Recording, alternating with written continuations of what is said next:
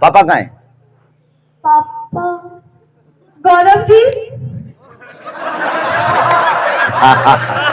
ये जैन जी बिटिया है। था कि जो आपके धाम पे जो गाय है जो इधर है, तो क्या आप उन्हें अपनी गौशाला में नहीं रख सकते? तुम गई हो धाम? गई हो धाम? हाँ गई हूँ। है तो बेटा, पर गौशाला हमारी बड़ी नहीं है। क्योंकि वहाँ पे बहुत दिक्कत आती है उन गायों के चक्कर में। ये बात तो सही है, बिल्कुल बात सही है। मेरे पापा 2.5 साल से जुड़े हुए। हो, कहाँ की हो बिटिया? यही किरकोटा के। हाँ। पापा कहाँ हैं? पापा गौरव जी। ये जैन जी बिटिया है।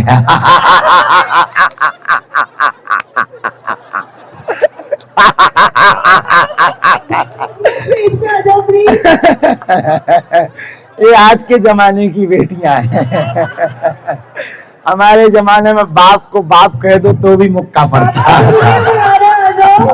गौरव जी, गौरव जी हाजिर हो। पापा पापा फिर से वैसे ही बुलाओ।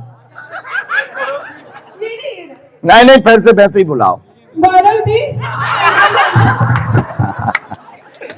तुम भी इधर आ चटर पटर। चलो तुम भी इधर आ जाओ। 2.5 साल से जुड़े हैं तो मिल लेना चाहिए।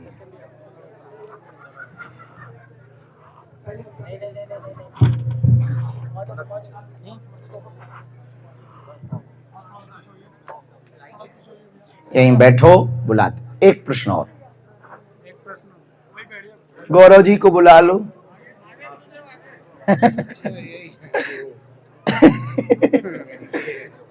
तुम्हारी बिटिया। अच्छा, बैठो इधर।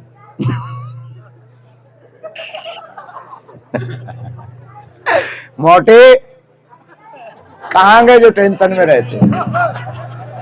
अरे खड़े हो, अरे खड़े हो प्रभु। हाँ, ये आनंद लूटा। अब तुम कल भी हमें मिलना। हाँ, और सुनो, कुछ दिन ज्वाइन कर लो हमको, लोग तुम्हें भी पागल कहेंगे। और सुनो, इन बिगड़े दिमागों में भरे अमृत के लच्छे हैं। अरे हमें पागल ही रहने दो, पागल ही अच्छे हैं। और हाँ, तुम हमें ज्वाइन करो, पर एक बार खबर रखना, हमारे यहाँ आने का दरवाजा है, जाने का नहीं है। तो बाद में कहो कि कहां बाबा के चक्कर में फंस गए। हमारी हवेली पे जो आ जाता है वो फिर जा नहीं पाता है, अब तक का रिकॉर्ड है। तो तुम संभल कर आना, लेकिन आ जाओगे तो ये गारंटी है, थिरकते ही रहोगे विदाउट म्यूजिक। चलो, अंतिम प्रश्न। सीताराम। सीताराम। आपके माध्यम से जो मेरी आत्मा में है, जो आपके सामने आपके मंत्री जी बैठे हैं, जितनी भी ये गौ माता हैं, वो कचरा डिपो पर अगर सर्वे कराया जाए तो सैकड़ों गायें हैं जो कचरा खाती हैं। तो उसके लिए कोई ऐसा आपके माध्यम से कोई इनका इंतजाम हो और सर्वे कराया जाए तो वो गौ माताओं के लिए कुछ हो सके। देखिए, पूरी दुनिया इस वीडियो को देखेगी, आपके प्रश्न को। एक बात हम उत्तर में कहना चाह रहे हैं कि हमारे अति प्रिय श्री मदन दिलावर जी राजस्थान में जो मंत्री हैं, आप यजमान हैं, आप जो कर रहे हैं वो ऐसा काम कर रहे हैं कि सभी रोगों की एक दवाई। अब वो दवा ये है कि जब गाय माता प्राचीन पद्धति पर पुनः चारण पद्धति होगी, गांव में चरवाहे गाय माता को चरने ले जाएंगे तो उनकी रोजी रोटी भी बनेगी, पर गाय घास खाएगी, कचरा नहीं खाएगी। उसके लिए हमने नारा दिया, गौशाला नहीं उपाय, एक हिंदू एक गाय। अब हम शहर में रहते हैं, फ्लैट में गाय नहीं रख सकते, तो आप रोड पर बैठी हुई एक गाय को गोद लो, उसे गांव के चरवाहे को दो, उसे 500, 700 या 100 रुपया, 300 रुपया महीना दो, वो तुम्हारी तरफ से गौ सेवा होगी, उसका जीवन चलेगा और तुम्हारी तरफ से गाय पल जाएगी और गौ माता सड़क से पुनः जंगल में चरने जाएगी। एक दूसरा, गौशालाओं के नाम पर क्या होता है, गौशालाओं में गायें कम हैं, उनके नाम पे डोनेशन ज्यादा है। एक गाय के नाम पर 10-10 लोगों से दान लिया जाता है।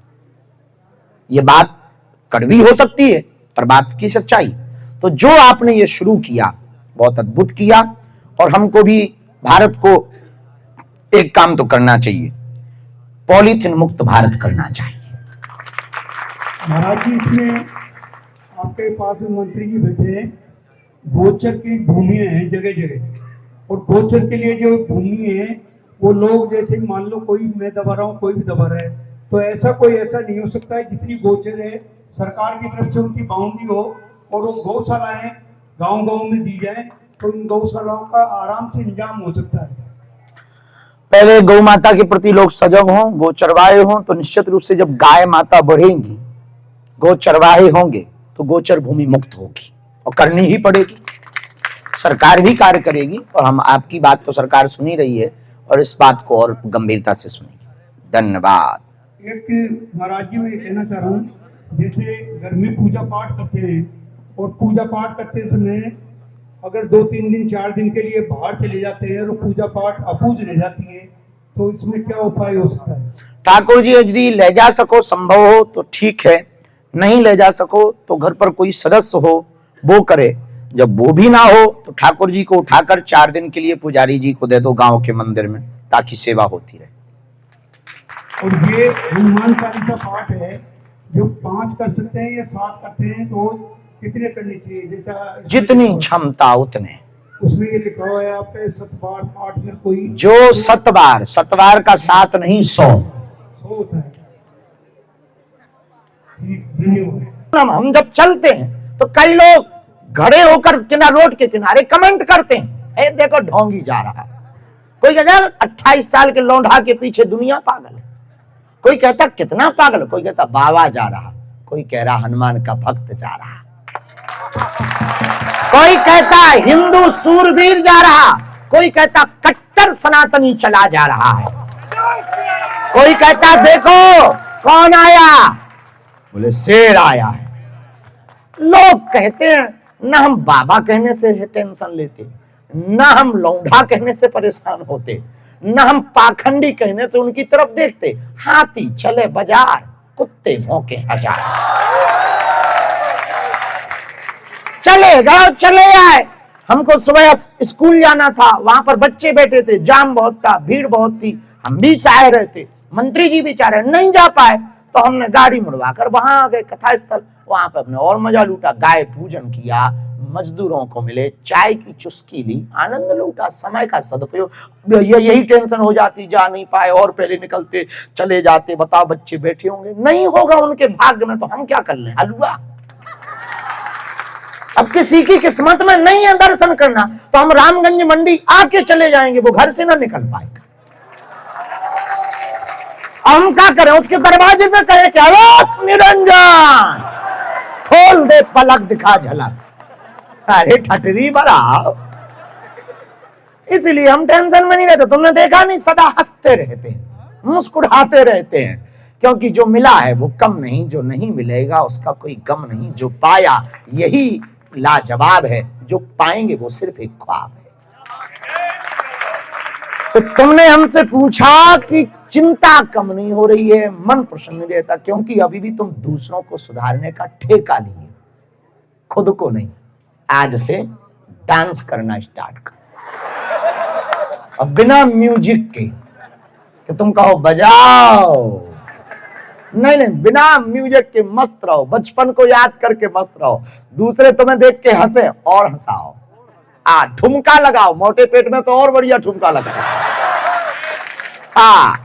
ठुमका लगाओ, और थोड़ा सा भीड़ दिखे तो जिम करने की स्टाइल करो, ले आनंद लूटो और लुटाओ। इसके लिए तो जिंदगी मिली है। अब तुमने कहा कि बच्चे संस्कार में नहीं, अरे भाई संस्कार में बच्चे नहीं, अपन कोशिश करेंगे ना हो पाए तो उनकी किस्मत ठीक नहीं है, क्या करोगे।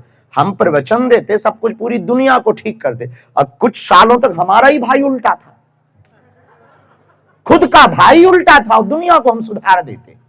फिर एक दिन हमने रगड़ा ठीक से, उसे बात समझ आ गई कि गुरु ऊंचा है। उसी दिन बोला कि आज से आप हमारे गुरु, उनका तुम हमारे चेले। अब हम अगर ना भी वो मानता तो हम टेंशन, तुमने देखा नहीं हमारे भाई ने कितने उपद्रव किए, कई सालों तक न्यूज पे बना रहा खुद का भाई। हम दरबार के लिए और हनुमान जी के लिए प्रसिद्ध थे, हमारा भाई खतरनाक में प्रसिद्ध था। तो बड़े बड़े लोग हमारे पास आते थे कि आप दुनिया सुधार रहे, खुद के भाई की अर्जी नहीं लगा रहे। हम कहे नहीं। बोले क्यों? हम कहा क्या अर्जी लगाएं उसकी, अब जब उसकी ही मर्जी है तो अपन क्या अर्जी लगाएं। बाद में इतना सात्विक बन गया कि अब धाम पर रोज पूजा करता है, रोज सेवा करता है, रोज व्यवस्था देखता है, धाम पर जाकर के लोगों की तकलीफों को सुनता है, वहां की व्यवस्था जमाता है। ये उसकी मर्जी, इसमें हम और प्रसन्न हैं। ना उसमें दुखी थे ना आज दुखी है कि हमारा भाई जैसी उसकी मर्जी। हम कोशिश कर सकते हैं, ट्राई, ना कोई समझे तो वो उसका टेंशन। देखो हम आदमी बहुत साफ और स्पष्ट है, जीते हैं हम प्रैक्टिकल बातों से, इसलिए हमने कभी भी माया छोड़ने के प्रवचन नहीं सुनाए, क्योंकि हम खुद माया लेकर प्रवचन सुनाते। अब जो माया लेके प्रवचन सुना है वो क्या खाक माया के प्रवचन दे। हम खुद चाय पियो तो मैं कहते चाय पीने से पेट खराब होता है। हाँ तो चाय पियो और नचते हुए बैठो, आज से ही शुरू, ऐसे नहीं नचते हुए जाओ। जियो शेर, जाओ बैठ जाओ। सीताराम गुरुदेव। सीताराम।